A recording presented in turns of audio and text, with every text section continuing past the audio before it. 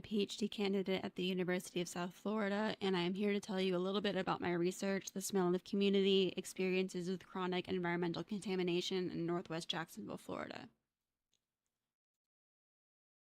I'll start off by saying I was born and raised in Jacksonville, and I grew up hearing my parents talk about the smell of the paper mills. So when it came to my dissertation topic, I was very interested in hearing similar experiences from other folks who live here. For that reason, my project is organized temporally, focusing on past and present experiences as well as future hopes. The research questions not only discuss residents' lives, experiences with poor air quality, and health concerns, but also their understandings of justice, pride, and hope within their communities. The goal of this research is to contribute to the many ongoing environmental movements in Jacksonville communities led by local residents and organizations. I am currently in the data analysis portion of the project, so what I am sharing here is not a complete view of the project itself. I will be sure to keep my participants updated with the progress as I move through each milestone, but I apologize in advance if anything seems incomplete.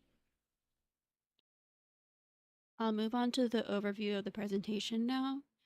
Keeping with the temporal theme of the project, this presentation will take us through the past, present, and future of environmental concerns in Northwest Jacksonville, Florida.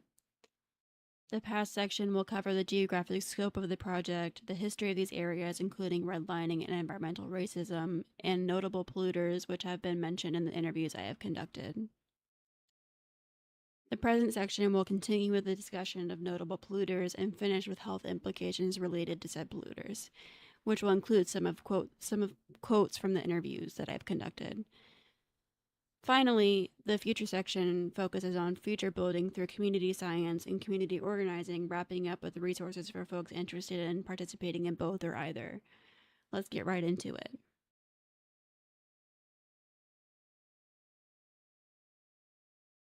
We'll start by outlining the geographic scope of the project. The zip codes of 32204, 32205, and 32254 were chosen because they have the highest number of air quality complaints reported to the city of Jacksonville between 2020 to 2021. This map outlines the area covered by all three zip codes. Now we'll zoom in to get a little more information about the areas within each of the zip codes.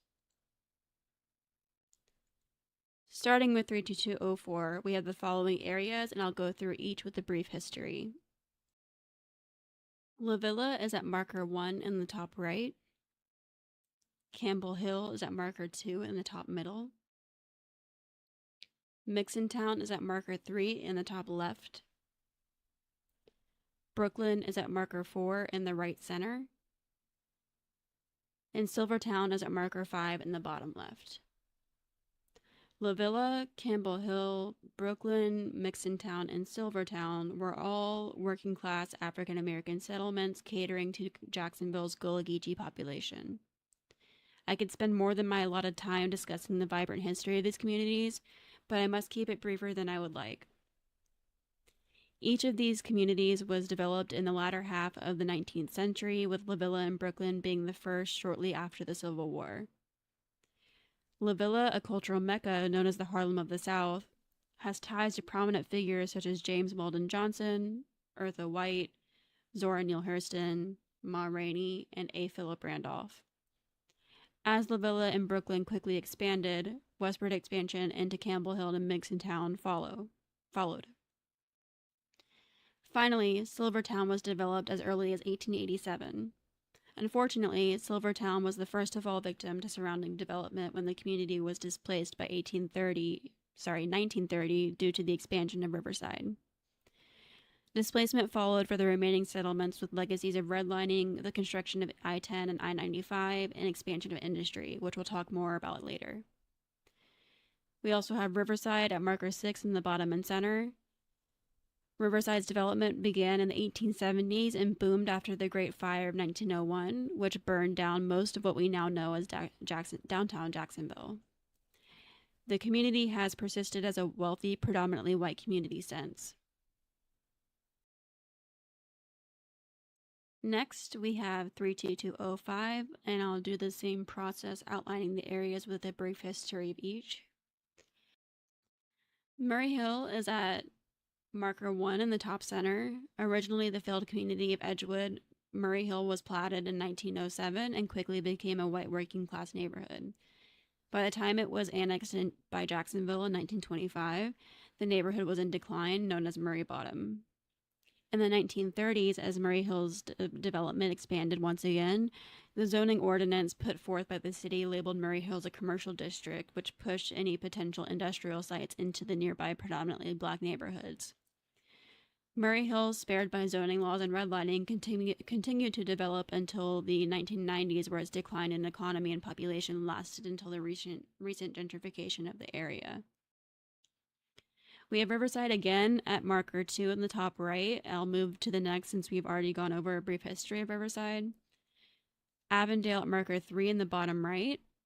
While the development of Avondale was relatively later than that of Riverside in the 1920s, Avondale has also persisted as an even wealthier and predominantly white community since. Hillcrest is at marker 4 in the bottom left. Admittedly, I've not found too much information on the Hillcrest area. From what I could find, it is first mentioned in the Florida Times-Union in 1910 and is continued to be mentioned as part of Duval County up until consolidation with the city of Jacksonville in 1968. Marker 5 is Normandy Village on the far left. Again, I have not found much information for Normandy Village. The first mention of the neighborhood in the Florida Times-Union was in 1957 with the building of 600 new homes in the area. It was likely annexed by Jacksonville in the consolidation in 1968 as well. If you have any suggestions on where to find records related to these two areas, please let me know. Next, we have 32254. Biltmore is at marker 1 at the top left. Allendale is at marker 2 at the area to the right below Biltmore. Commonwealth is at marker 3 at the bottom left. Woodstock is marker 4 on the right below Allendale. These areas also saw a boom in both population and development after the Great Fire of 1901. Railroads, industry, and proximity to Jacksonville's northwest entry point allowed working class residents to live close to their places of employment. Allendale was the site of one of Jacksonville's earliest airfields in the 1920s. Once this airfield was sold to a developer, it was transformed into Paxton Field Junior-Senior High School. And Allendale was annexed by Jacksonville in 1925 and was the city's western border until consolidation in 1968. Commonwealth was mostly rural until the popularization of automobiles. Post-World War II, the area saw heavy industrialization. Next, Woodstock was platted in 1917 and has been a working class community throughout its history. Similar to Allendale and Commonwealth, it was known for scattered World War II airfields and industry in close proximity to residential areas, which remains to this day. Lackawanna is marker 5 in the bottom right. Similar to others, Lackawanna was largely developed after the Great Fire of 1901. Platted between 1904 and 1907, what made Lackawanna different from the other settlements in the zip code was that it was a streetcar suburb. The neighborhood was connected to downtown via a streetcar line, which ran alongside what we now know as Edison Avenue. This streetcar line allowed for economic success of local stores and mobility for the working class residents to transit to their jobs. The community thrived until it was unfortunately split in half by the construction of I-10 in the 1950s and 60s, which created a physical barrier between the north and south sections of the neighborhood and redirected traffic away from the businesses, leading to economic decline. So now we have a brief overview of the geographic boundaries of my project along with their history.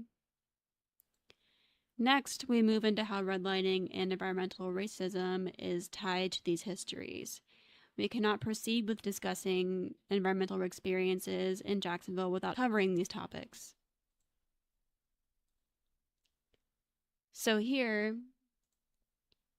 I have layered a 1943 aerial photo of Jacksonville over the map with the zip code boundaries. This shows the spatial layout of the zip codes at the time. As you can see, 32204 along with the eastern portions of 32205 and 32254 are pretty residential, aligning with the settlements that we just reviewed. And here we have the 1930s Homeowners Loan Corporation redlining map layered over Jacksonville. For those who may not know, the map documents how loan officers, appraisers, and real estate professionals evaluate lending risks. Areas marked as quote unquote hazardous in red, often predominantly black communities, were redlined by lending institutions, denying them opportunities to improve the local housing and economy. Redlining strengthened segregation and encouraged disinvestment and environmental racism. The legacy of redlining shrouds American infrastructure, and while now illegal in name, the practices still exist, as we'll see. On this map, you see all of the neighborhoods we have discussed as being Gullah Geechee, so predominantly African American, are graded as quote unquote hazardous with the red shading. In the next few slides, I will show you how redlining enabled environmental racism. We'll start with railroads and highways since they've already been mentioned. On the left, we have highways layered over the redlining map and aerial photo of Jacksonville. This visualization shows how much of the settlements of Lackawanna, Mixontown, Campbell Hill, Brooklyn, and La Villa were built over along the lines of the redlining map. On the right, we have railroads. Many of the railroads predate settlements in Jacksonville and were marked as industrial using gray on the map. However, the expansion of these railroads did lead to the demolition of parts of the surrounding communities, which had all been graded as grade D or hazardous in the red. Both highways and railroads were listed as sources of concern for pollution by residents in the interviews that I conducted. Next, we have industry.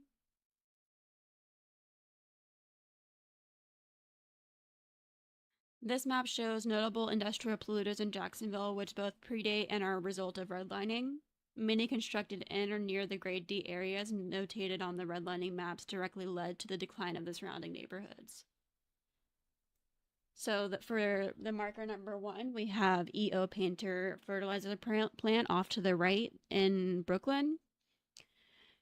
Both 2 and 3, Jones Chambliss Meat Packers and Forest Street Incinerator, were in the Mixontown area off of Forest Street. Reichhold Chemicals is off in Commonwealth along with the poultry packing facility. International Flavors and Fragrances is north of that on Lane Avenue. And then Pigottville Road Landfill is kind of on the boundary between Biltmore and Allendale. A few of these were repeatedly mentioned in the interviews I had with residents in the surrounding areas. Jones Chambliss Meatpacking Plant in Mixontown took over a Forest Street facility in 1921 and began slaughtering and meatpacking. The facility saw expansions between 1937 and 1940 and 1963 and 1966. The facility, or at least parts of it, remained in operation until 2010. Historically, it is known for polluting surrounding air, water, and soil, specifically McCoy's Creek. The Forest Street Incinerator operated during the 1940s and 60s. It was a municipal solid waste or trash incinerator. During its operation, it polluted air, water, and soil as well. Ash from the facility was taken and dumped across various areas now called ash sites. Testing by the city and EPA found elevated levels of lead, arsenic, and dioxins at the Forest Street location, in addition to 2 other incinerator locations across the north side. The EPA states that as of 2019, cleanup is over 90% completed. However, ash sites are still being found to this day, such as the one at Harley Brook Park. The incinerator and the meatpacking plant were heavily cited by residents who had lived in the Mixontown area due to the putrid smell. Now, even though neither are in operation, residents are still concerned about the ash sites and pollution left behind. At marker number 6, International Flavors and Fragrances, a crude sulfate turpentine processing facility dating back to the 1940s. Previously known as Union Camp, the site alongside accompanying paper mills was cited as a source of foul odor in Jacksonville in the 1980s and 1990s. Residents, specifically in Murray Hill, report a pine saw-like odor coming from the facility to this day. The company has been cited multiple times by the city, and there is a current class action lawsuit brought forward by Murray Hill residents.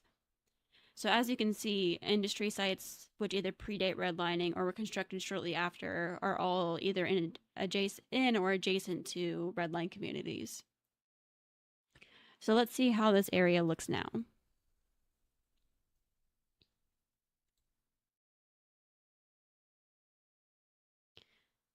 So now we have two maps of Jacksonville showing all toxic release inventory facilities in these 3 zip codes. Toxic release inventory facilities are industrial facilities tracked by the EPA for releasing chemicals into the air, water, and land. The map on the left shows the racial demographics of the area from the 2020 census.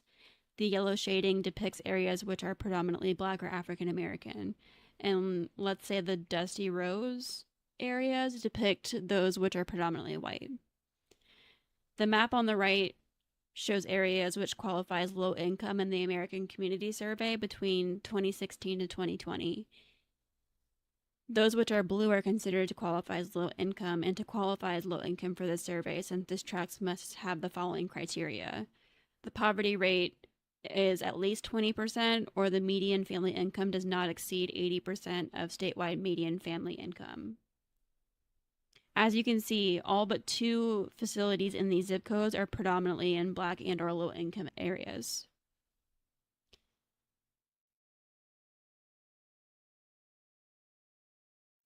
So my project is including all of this information and asking, how do residents understand both individual and community risk and well-being in relation to this chronic environmental contamination, and how are they organizing around it? We'll start with some health implications since I am still analyzing my data. For a general overview, the city of Jacksonville has periodically, although inconsistently, released epidemiological data stratified by what they call health zones. These health zones are created using clusters of zip codes. Health Zone 1 includes 2 of the target zip codes of the current project, 32204 and 32254. The other zip code, 32205, is in Health Zone 4. Reports include population demography, such as unemployment rate, education level, average household income, health data such as heart disease, mortality, cancer mortality, and asthma-related emergency room visits, and sometimes environmental exposure data such as contaminated water wells or ash sites or lead paint. In all reports, Health Zone 1 is recorded as experiencing significant disparities in income, education, health outcomes, and exposure to environmental contaminants. The first report displayed data from 2000 to 2006 and showed that Health Zones 1 and 4 had the 2 highest rates of asthma-related emergency room visits, the only respiratory health-related variable available. For Health Zone 1, the rate was 131.8% higher than the overall county rate, and Health Zone 4's rate was 58% lower than that. The presence of such health disparities lends itself to investigation.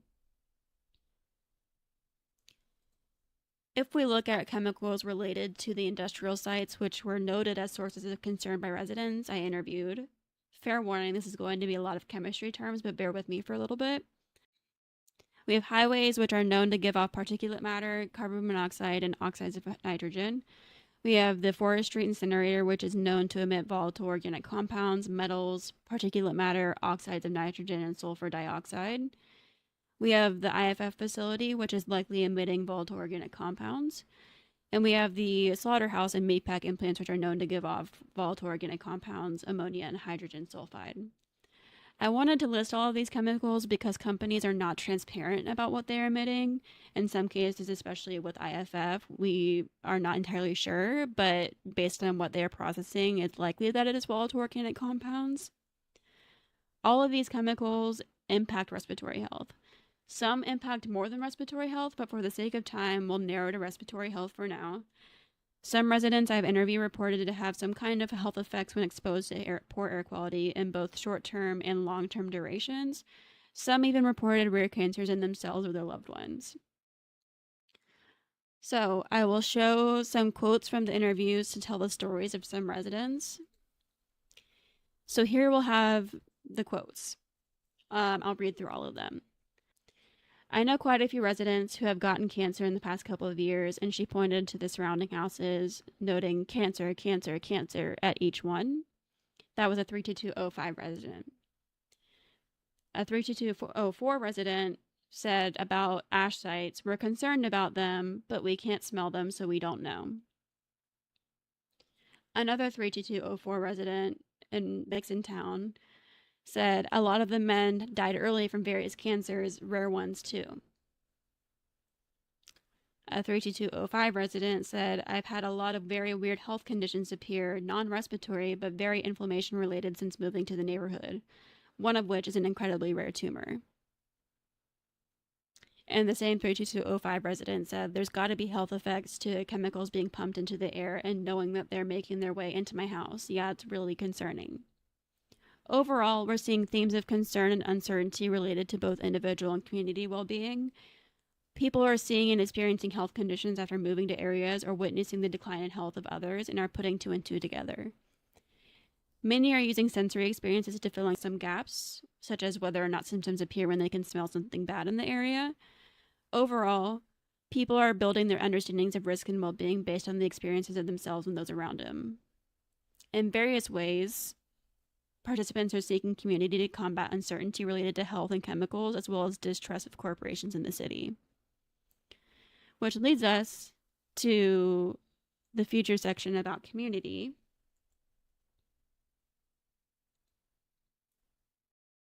Here are some overall themes I have been seeing when speaking to people and going to community events, and I will go through them more specifically after this overview. So community science is and has been happening. Some are working together, others are working collectively, but everyone is more open to community and more resources and more hope.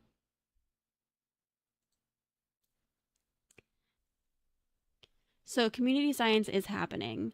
Various individuals are logging when they're experiencing bad air quality, whether personal via an app or through the city. Some have purchased air quality monitors and others have immersed themselves in the archives related to these industrial sites.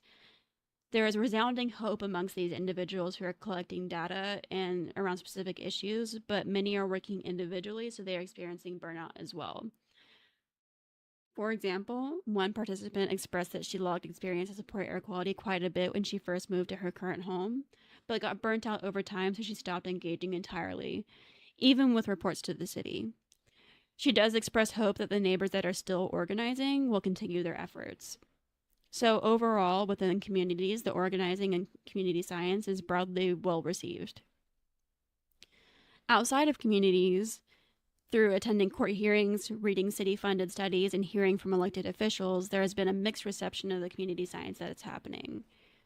Broadly, there has been an attitude of dismissal due to the over-reliance on what they consider, quote, objective data. For example, lawyers defending a company from a pending class action lawsuit cited, I quote, no scientific basis or objective evidence in their defense of the company, which has received thousands of complaints from residents as well as multiple citations and cease and desist from the city. The media has been praised for some residents for their engagement with the air quality concerns, and then on the other hand, condemned by others for misrepresenting the results of a city-funded study to find the source of the odors in their neighborhoods. This brings me to my next topic, discussing community organizing.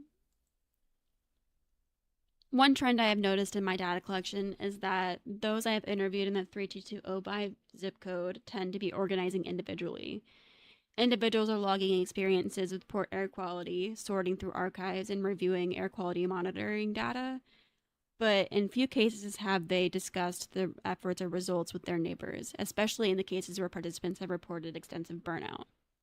Meanwhile, in the 32254 and parts of the 32204 zip codes, there exist community organizations where neighbors come together at least monthly to tackle any issues within their community, environmental or not. All of this to say, history shows that community science has seen success when done collectively compared to individually. For example, residents in Mount Dora, north of Orlando, had been complaining of an odor for years. The community came together for several months and recorded odor observations in an app called Smell My City, and sharing the data and their experiences at city council meetings. The city subsequently approved a study to find the source of the odor, which not only used the reports on the app to direct their data collection, but also included those app entries in their final report in relation to their own findings. The successful outcome of this collaboration between the city, community, and odor investigators stands in stark contrast to the study contracted by the city of Jacksonville. The app that residents of Mount Dora used leads me to the resources section.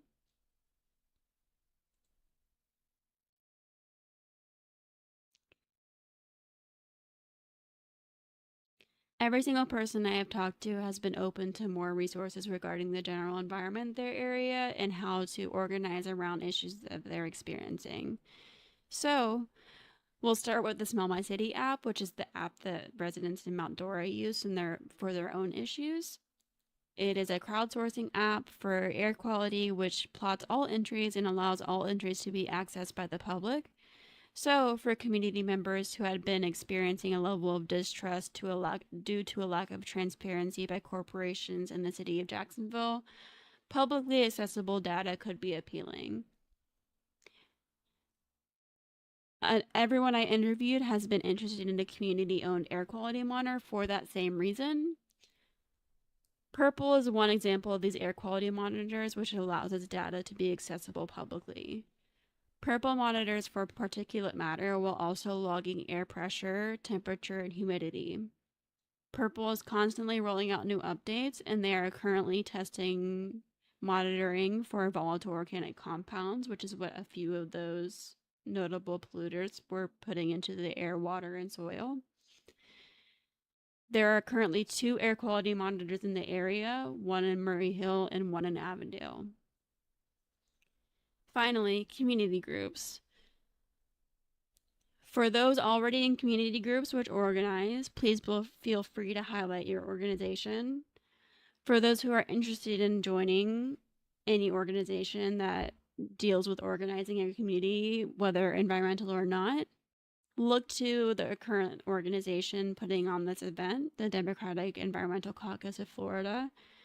There is also the Jacksonville Community Action Committee, and there's also Florida Rising, all of which hold events in Duval County for residents to engage in with issues that they have around their neighborhoods or the city in general. I will have links to each of these organizations and resources in a QR code in the next slide.